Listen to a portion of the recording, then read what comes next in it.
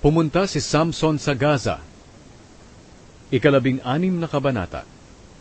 Isang araw, pumunta si Samson sa Gaza, na isang lungsod ng Filisteo. May nakilala siya roon na isang babaeng bayaran, at sumiping siya sa babaeng iyon. Nalaman ng mga taga-Gaza na naroon si Samson. Kaya pinalibutan nila ang lungsod, at binantayan ang pintuan ng lungsod buong gabi. Hindi sila lumusob ng gabing iyon.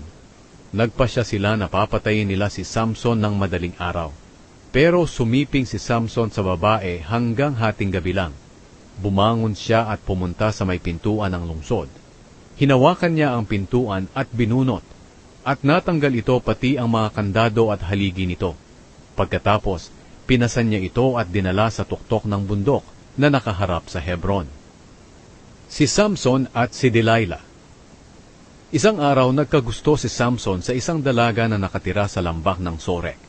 Ang pangalan niya ay Delilah. Pinuntahan ng 5 pinuno ng mga Filisteo si Delilah at sinabi, "Kumbinsihin mo siya na ipagtapat sa iyo ang sikreto ng lakas niya at kung paano siya matatalo, para maigapos at mabihag namin siya. Kung magagawa mo ito, ang bawat isa sa amin ay magbibigay sa iyo ng 1,000 at 100 pilak." Kaya tinanong ni Delilah si Samson. Sinabi niya, "Ipagtapat mo sa akin ang sekreto ng lakas mo. Kung may gagapos o huhuli sa iyo, paano niya ito gagawin?" Sumagot si Samson, "Kung gagapusin ako ng 7 sariwang bagting ng pana, magiging katulad na lang ng karaniwang tao ang lakas ko." Nang malaman ito ng mga pinuno ng Filisteo, binigyan nila si Delilah ng 7 sariwang bagting ng pana at iginapos niya si Samson. May ilang mga Filisteo na nakatago noon sa kabilang kwarto. Pagkatapos, sumigaw si Delilah, "Samson, may dumating na mga Filisteo para hulihin ka." Pero nilagot ni Samson ang tali na parang lubid na nadarang sa apoy. Kaya hindi pa rin nila nalaman ang sikreto ng kanyang lakas. Sinabi ni Delilah kay Samson, "Niloko mo lang ako. Nagsinungaling ka sa akin. Sige na, ipagtapat mo sa akin kung paano ka maigagapos." Sinabi ni Samson, "Kapag naigapos ako ng bagong lubid na hindi pa nagagamit, magiging katulad na lang ng karaniwang tao ang lakas ko." Kaya kumuha si Delilah ng bagong lubid na hindi pa nagagamit, at iginapos niya si Samson. May ilang mga Filisteo na nakatago noon sa kabilang kwarto. Pagkatapos sumigaw si Delilah, "Samson, may dumating na mga Filisteo para dakpin ka." Pero nilagot ni Samson ang tali sa kanyang braso na parang sinulid lang. Kaya sinabing muli ni Delilah kay Samson, "Hanggang ngayon, niloloko mo pa rin ako at nagsisinungaling ka. Sige na, ipagtapat mo na kung paano ka may gagapos." Sinabi ni Samson, "Kung itatali mo ng 7 tirintas ang buhok ko sa teral at ipinulupot sa isang tulos, magiging katulad na lang ng karaniwang tao ang lakas ko." Kaya nang nakatulog si Samson, itinali ni Delilah ng 7 tirintas ang buhok ni Samson sa teral. At sumigaw agad, "Samson, may dumating na mga Filisteo para dakpin ka." Nagising si Samson at mabilis niyang tinanggal ang buhok niya sa teral.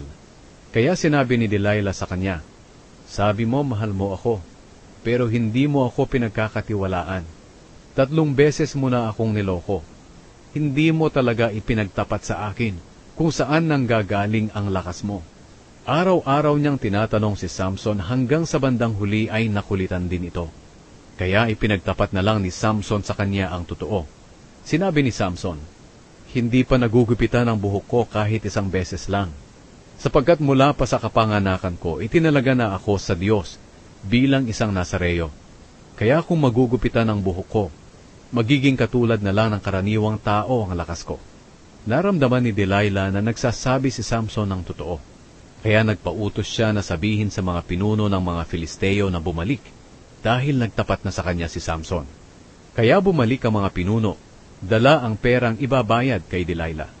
Pinatulog ni Delilah si Samson sa hita niya. At nang makatulog na ito, tumawag siya ng isang tao para gupitin ang 7 tirintas ng buhok ni Samson. Kaya nanghina si Samson, at ipinadakip siya ni Delilah. Sumigaw si Delilah, "Samson, may dumating na mga Filisteo para hulihin ka." Pagbangon ni Samson, akala niya'y makakawala pa rin siya tulad ng ginagawa niya noon. Pero hindi niya alam na hindi na siya tinutulungan ng Panginoon. Dinakip siya ng mga Filisteo at dinukit ang kanyang mga mata. Pagkatapos, dinala siya sa Gaza at kinadenahan ng tanso. Pinagtrabaho nila siya sa loob ng bilangguan bilang tagagiling ng trigo. Pero unti-unting tumubo ulit ang kanyang buhok. Ang pagkamatay ni Samson.